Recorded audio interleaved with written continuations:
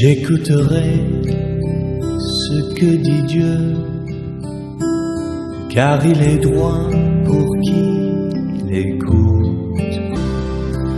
Prédication. Nous allons lire un verset dans les psaumes. Nous sommes dans le psaume 60. Vous allez accepter que je parle en français. Je parle aussi en lingala. Amen, amen. Amen. Bien que nous allons passer sur les médias, même si on nous suit aux États-Unis. Le lingala est une langue que Dieu a créée. Nous sommes dans le psaume 60, le dernier verset, verset 14e. C'est le psaume, un des psaumes de David. Vous savez, parmi les psaumes, il y a des psaumes que Moïse a écrit, il y a des psaumes. Il écrasera nos ennemis. Amen. Avec Dieu, nous ferons des exploits. Il écrasera nos ennemis. Dans ce passage bien-aimé, nous avons deux verbes d'action. Le verbe faire et le verbe écraser. Et nous avons le premier élément, c'est celui qui a trait aux exploits. Nous ferons quoi? Nous ferons des exploits. Et l'autre élément, ce sont les ennemis. Les ennemis qui seront écrasés. Et ces deux événements sont précédés par le petit mot, ou les deux petits mots qui s'associent avec Dieu. Mais avec Dieu, nous ferons. Avec Dieu, nous ferons des exploits et Dieu écrasera nos ennemis. Alors quand je comprends bien le sens de cette déclaration, je ramène ça dans un combat. Je ramène ça dans une guerre. Et les exploits, c'était, quand on définit l'exploit, on dit c'est une action d'une guerre, une action éclatante d'une guerre. Parmi les définitions des exploits. Action qui se demande de vaillance, de l'audace, aboutissant à un résultat surprenant. Ou un résultat nouveau. Acte difficile à reproduire par le commun des mortels et qui suscite l'admiration. Un acte qui suscite l'admiration. Donc il y a comme un combat. Et dans ce combat, nous allons faire des exploits. Alors bien aimé, j'aimerais déjà aider quelqu'un à enlever dans sa tête que exploit veut dire avoir beaucoup d'argent. Exploit veut dire avoir une notoriété.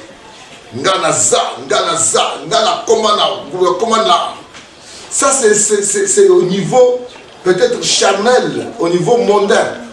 Mais exploit ici veut nous amener à voir ce que nous pouvons connaître quand nous sommes avec Dieu. Le genre d'exploit que nous allons connaître, auquel Dieu nous appelle. Que tu sois Trump, que tu sois Bill Gates, que tu sois qui que ce soit. Ce n'est pas l'argent qui veut dire que tu as des exploits. Non. Les exploits ici, ça prend une connotation spirituelle, une connotation divine. Nous allons dans un monde où le commun des mortels ne peut rien faire. Mais un monde où Dieu seul est capable de nous donner cela. Des impossibilités qui étaient à nos yeux, aujourd'hui ça se transforme en possibilité. Ça se transforme en vérité, en vécu. Des choses sont. Amen. Nous n'avons pas à lutter contre la chair et le sang. Mais contre les dominations, contre les autorités, contre les princes de ce monde, des ténèbres, contre les esprits méchants dans les lieux célestes. Voilà le niveau de notre combat. Mon frère, ma soeur, l'argent, les avoirs, nous les avons par-dessus tout. Dieu nous les donne par-dessus tout. Dans Matthieu 6, 33, il dit, cherchez premièrement le royaume et la justice de Dieu et toutes ces choses vous seront données par-dessus. Nous avons tout par-dessus. Mais pour avoir tout, nous avons d'abord un grand combat à mener, c'est celui d'avoir le royaume et la justice de Dieu. Celui de chercher et de trouver le royaume et la justice de Dieu. Et dans ce combat, bien aimé, nous avons à lutter contre des principautés que nous ne voyons pas, que nous ne maîtrisons pas. C'est pourquoi nous devons être avec Dieu. C'est pourquoi avec Dieu c'est très important, comme intitulé, comme début de notre suite. Avec Dieu d'abord, être sûr que je suis avec Dieu, car c'est Dieu qui écrase mes ennemis et moi je vais faire des exploits. Nous n'avons pas à lutter contre la chair et le sang, mais contre les autorités et les princes de ce monde de ténèbres, contre les esprits méchants dans les lieux célestes. Mon frère, ma soeur, je vais bien expliquer les princes de ce monde chez les Bayak. Tu ne sais pas comment ils viennent, mais il y en a un qui est le maître des esprits. Lui, il les gère. Il les voit, il les contrôle. Alors il nous dit, c'est pourquoi, bien-aimés, pour faire ces exploits, pour vaincre ces dominations, ces esprits, ces autorités, il faut avoir les armes que Dieu nous donne. Chrétien, c'est à toi que je m'adresse. Prenez toutes les armes. Ici, ce n'est pas Dieu qui va te les donner, c'est toi qui vas les prendre. Prenez toutes les armes. Utilisez toutes les armes que Dieu vous donne. Utilisez toutes les armes spirituelles. Toutes les armes de Dieu afin de pouvoir résister dans le mauvais jour et tenir ferme après avoir tout surmonté. Nous avons à résister, bien-aimés, dans les mauvais jours. Le mauvais jour ici, c'est le temps où nous sommes devant une grande tentation. Nous sommes devant une grande adversité. Le corps donne, le corps cède. Mais au-delà du corps, il y a l'esprit de Christ qui est en nous. Et l'esprit de Christ qui est en nous va dire au corps, tu n'as pas à céder, puisque moi, en moi, il y a un plus fort que celui qui nous menace. Celui qui est en moi est plus fort que celui qui est dans le monde. Si Christ est en vous, bien-aimés, et que vous n'utilisez pas la force que Christ vous donne, vous allez chavirer. Okokweya. Ce que moi dis que nasalela njoto nanga, nasalela makasi nanga, nasalela kitoko nanga, nasalela force nanga, nasalela mayele nanga, natanga naza tridok okokweya. Liboso ya nyanga satan liboso tentation okokweya. Mais si on dit que si je vis, ce n'est plus moi qui vis, c'est Christ qui vit en moi. Amen. Amen, amen. Amen. Alors si Christ qui vit en moi est là, mon frère, tu es plus que vainqueur. Amen. Plus que Christ a vaincu. L'exploit est pour toi. Est-ce que vous avez déjà imaginé pourquoi Dieu, par Moïse, va dire, pourquoi Dieu va dire à Josué que ce livre de la loi ne s'éloigne pas de ta bouche. Médite-le nuit et jour afin que tu réussisses dans tout ce que tu entreprendras. Donc la réussite de Josué ne dépendait pas de sa vaillance, ne dépendait pas de sa force, ça dépendait de ce qu'il méditait. La connaissance, la parole de Dieu nous donne la force de l'appliquer. Et quand j'applique la parole de Dieu, je réussis dans tout ce que j'entreprends. Les gens voient seulement l'argent, je réussirai dans mes entreprises, donc dans ce avenir que voyage dans Okende. Ce sont des choses que Dieu a déjà résolues. Il va vous donner toutes ces choses par-dessus tout. Amen. Mais toi, tu as un combat à faire. Le combat est au niveau spirituel.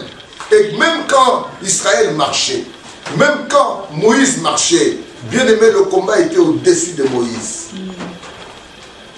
Dieu a dit à Moïse la chose que tu demandes peut être au-dessus de ta force. Sans moi, tu ne peux rien. Jésus lui-même va dire, vous êtes des cèpes, moi je suis le sarment. Et vous êtes des sarments, moi je suis le cèpe. Sans moi, vous ne pouvez pas produire de fruits.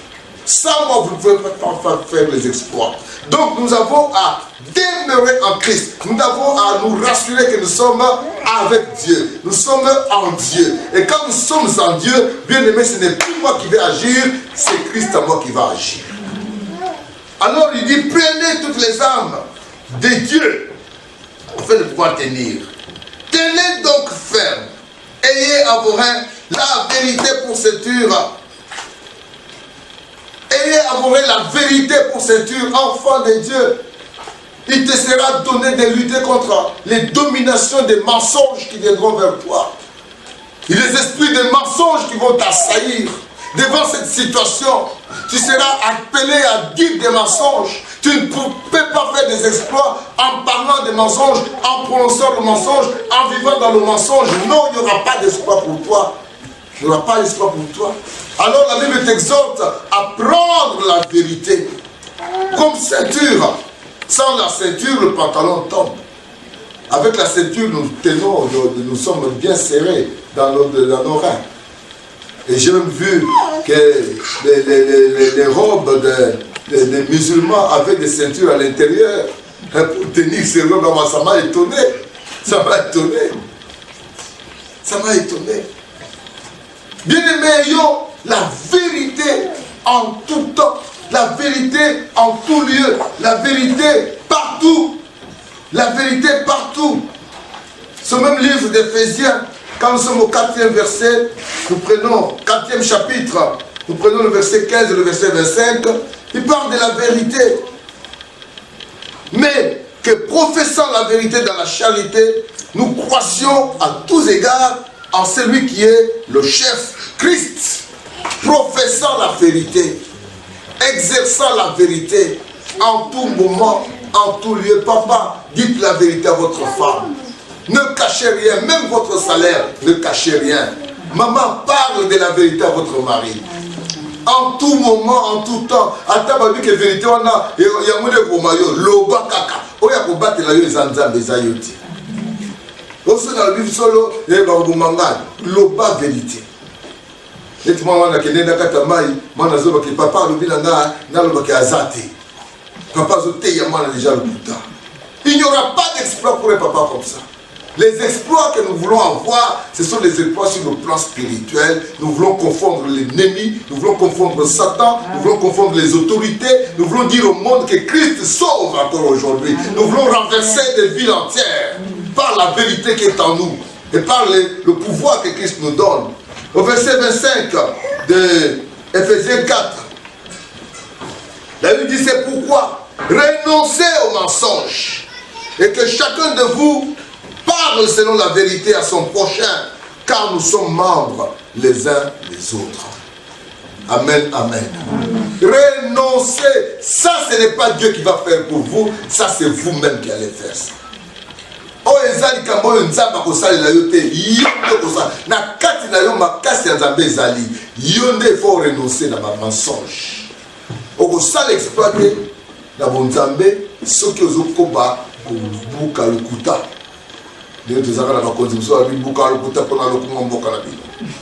Bien aimé, ça c'est le paganisme, c'est le satanisme au sommet de l'état. C'est pourquoi kobuka lokuta lelo tozolela pour que beaucoup de côté bandaki na sommet de l'État. La Bible dit la justice élève une nation. Maintenant, quand la justice n'est plus, qu'est-ce que la nation va faire? La nation va chavirer et ça sera des pleurs.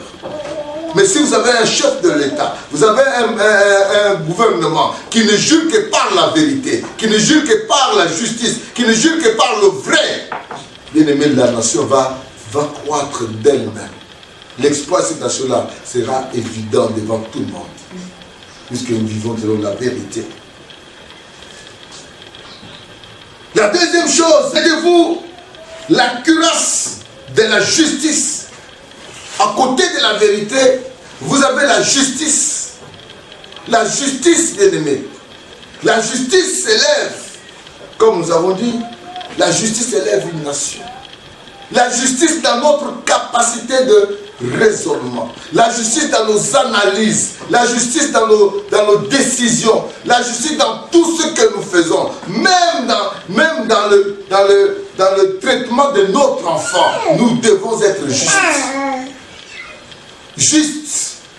Dieu veut que nous soyons justes. Et être juste, c'est quelque chose que Dieu nous reconnaît, que Dieu veut que nous appliquions. Que nous appliquions. Pourquoi 2 poids 2 mesures? Pourquoi 2 poids 2 mesures dans un jugement? Pourquoi ne pas dire la vérité et pourquoi ne pas rester juste? Même quand nous sommes au petit marché et que nous vendons le foufou, nous vendons les arachides, est-ce que nos mesures sont justes? Si déjà dans notre tête il n'y a pas de justice, mon frère, il n'y a pas d'exploit pour toi. Si déjà dans ton raisonnement il n'y a pas de justice, il n'y a pas d'exploit pour toi. La justice devait nous caractériser.